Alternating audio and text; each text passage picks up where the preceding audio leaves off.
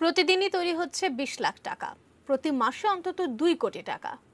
না, এটি গাজীপুরের টাকা ছাপার টাকশাল নয়, বলছি রাজধানীর পশ্চিম জুরাইনের একটি ভাড়া বাসার কথা, যেখানে তৈরি হচ্ছে জাল টাকা ও ভারতীয় মুদ্রা। সামনে 31st নাইটকে কেন্দ্র করে সক্রিয় হয়ে উঠেছিল চক্রটি। মেশিন থেকে বেরিয়ে আসছে একের পর এক ৫০০ ও ১০০০ টাকার নোট, সঙ্গে আছে ভারতীয় ৫০০ রুপির নোটও। অত্যন্ত নিখুঁতভাবে তৈরি হচ্ছে নোটগুলো। ফিনিশিং এতটাই দক্ষ হাতে তৈরি যে সাধারণভাবে বোঝার উপায় নেই এগুলো জাল। এর মাস্টারমাইন্ড জাকির হোসেন, যিনি এর আগেও জাল টাকা তৈরির অপরাধে গ্রেপ্তার হয়েছিলেন। রয়েছে ৭টি মামলা। করোনার সময় জামিনে মুক্তি পেয়ে আরো বড় পরিসরে জাল টাকা ও ভারতীয় রুপি তৈরি করছিলেন। ৫০০ টাকার নোট ৫০,০০০ টাকার এক বান্ডিল, এটা দেয় আমাকে ৬,০০০ টাকা। ১,০০০ টাকার নোট ১ লাখ টাকার এক বান্ডিল, আমাকে দেয় ১০,০০০ টাকা। ইন্ডিয়ান রুপি ৫০,০০০ রুপি, আমাকে বাংলা টাকা দেয় ৮,০০০ টাকা এক বান্ডিল। সাদা কাগজ কিনে নিয়ে এসে সেটা ১ টাকা ২ টাকা কাগজ অ্যাডজাস্ট করে জোড়া করে দিয়ে তারপরে আমি ওইটার ভিতরে সুতো এবং মহাত্মা গান্ধীর ছাপ প্লাস আমাদের বাংলাদেশি টাকা হলে যে বাংলাদেশের লোগো ১,০০০ লেখা, এগুলো দিয়ে তারপরে চলো প্রিন্ট দিই। জাকিরের ছোট্ট এই বাসায় কোটি কোটি টাকার জাল নোট তৈরির কাঁচামাল রয়েছে আসল নোটে ব্যবহারের মতো সুতাও। জাকিরের সহযোগী হিসেবে মাসে ৩০,০০০ টাকার বেতনে জাল টাকার সুতা কাটা ও পেস্টিং এর কাজ করেন ওবায়দুল আর জসিম। আগে জাল নোটের ফিনিশিং এর মান নিয়ে কিছুটা প্রশ্ন থাকলেও এখন নোটগুলো আরো মানসম্মত। আমি এই সলিড মারি আর সুতো লাগাই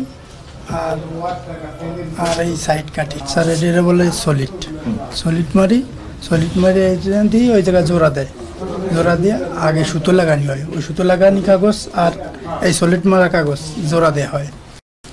এই আমাদের এই কাজ ৩০,০০০ টাকা। জি, মাসে ১.৫-২ কোটি টাকা, ১.৫-২ কোটি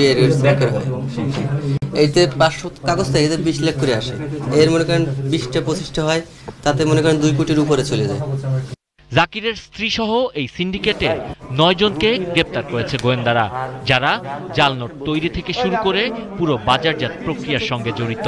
তাদের কাছ থেকে ৩২ লাখ বাংলাদেশি জাল নোট ও ২০ লাখ ভারতীয় রুপি পাওয়া গেছে। সে আগেও গ্রেপ্তার হয়েছিল আমাদের কাছে ২০১৯ সালে।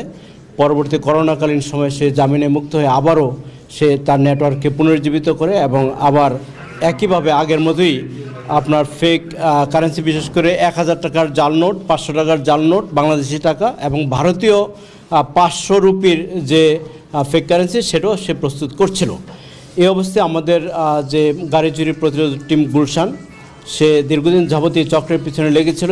এবার এই প্রথমবারই আমরা পুরা চক্রকে একসাথে গ্রেপ্তার করতে সক্ষম হয়েছে। অর্থাৎ এই চক্রের সাথে যারা তৈরি করে তারা, যারা বিপণন করে তারা, এবং এই সকল বিপণনের সাথে আরও যারা সংশ্লিষ্ট, বিশেষ করে যারা মাল মেটেরিয়াল বিভিন্ন ধরনের সাপ্লাই দেয়, তাদেরকে সহ আমরা গ্রেপ্তার করতে সক্ষম হই। তাদের কাছ থেকে ২০ লক্ষ টাকা, ২০ লক্ষ জাল রুপি আমরা উদ্ধার করি। এছাড়া ৩২ লক্ষ বাংলাদেশি টাকা, ৩২ লক্ষ জাল বাংলাদেশি টাকা উদ্ধার করতে সক্ষম হয়, সেটা ৫০০ টাকা এবং ১,০০০ টাকার নোট। এছাড়া যারা বিপণন কাজে জড়িত ছিল, তারা ক্রয় বিক্রয় করাকালীন আনার সময় তাদের কাছে ৪ লক্ষ টাকার মতো উদ্ধার করা হয়, নগদ টাকা। ওইটা ফেক না, ওটা মানে আসল টাকা। দুর্গাপূজা, 31st, তারপরে ঈদ ইত্যাদি, বড়দিন ইত্যাদি উৎসবের সময় এ সকল জাল টাকা বা জাল এইগুলো চলে থাকে। ফেক। জাকিরের অন্যতম সহযোগী জাহাঙ্গীর, তার মাধ্যমেই সীমান্তবর্তী এলাকা দিয়ে ভারতীয় জাল নোট পাচার করা হতো। সঙ্গে থাকতো কিছু ভারতীয় দালাল। এটা কিভাবে তৈরি করে, কিভাবে কি করে, এটা আমি কিছুই জানি না। আমি একমাত্র জাকির ভাইয়ের কাছ থেকে আমি নিয়েছিলাম ইন্ডিয়ানটা রুপি, যেটা নিয়ে আমি আপনার হিলিতে এক লোককে দিয়েছিলাম, উনি ইন্ডিয়াতে পার করছে। আমি এইটুকুই স্যার, এবং আমি একবারে ২০ প্যাকেট নিয়েছি ১০ লাখ। জাকিরের সাথে আমার জেলখানার পরিচয় হয়েছিল ২০১৮ সালে, সেখান থেকে পরিচয়। আর আমি কিনছিলাম ৭,০০০ টাকা প্যাকেট, আমি বিক্রি করছি ৯,০০০ টাকা প্যাকেট।